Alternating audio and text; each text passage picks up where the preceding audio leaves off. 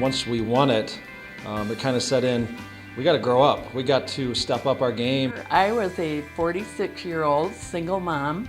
I had no money. I didn't know about trucking. I didn't know about franchising, but I loved owning a business. It was the most fun thing I had ever done. I had no idea that I was actually winning. I was just there as, I thought, as a finalist, and we went to the dinner, and I had a bunch of, some of our staff, some of our attorneys all came, and it was a great dinner and everything. And then when they announced my name, it was like, I sat there kind of dumbfounded, like, well, no, that can't be me. When I found out I actually won, it was incredible. You go into business and you always think you're doing great stuff, but it's not until you really start getting that recognition from your community that you're like, yeah, I'm doing something right.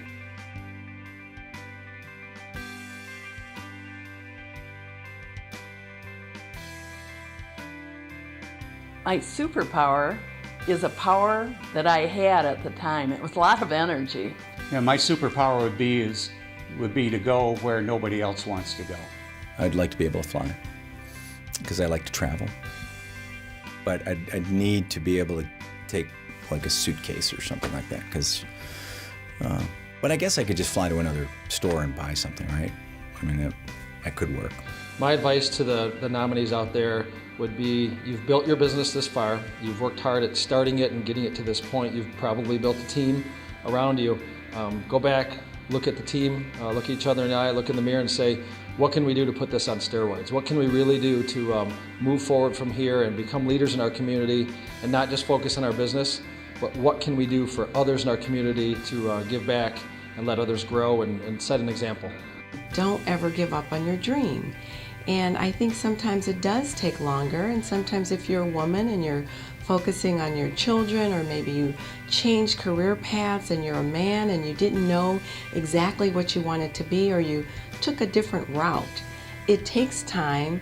Don't beat yourself up over it. It's a journey, and you really have to enjoy the whole process, the entire journey, and you meet so many interesting people that help you along the way. The magazine that was published that featured us, all of us, in winning the award, I've kept on a desk open for everybody to see ever since. I look at it every day when I walk in, and it's just a reminder of the hard work that we all put in here, and being recognized for it. And you don't ever want to lose that feeling. And that's why we keep it out for everyone to see.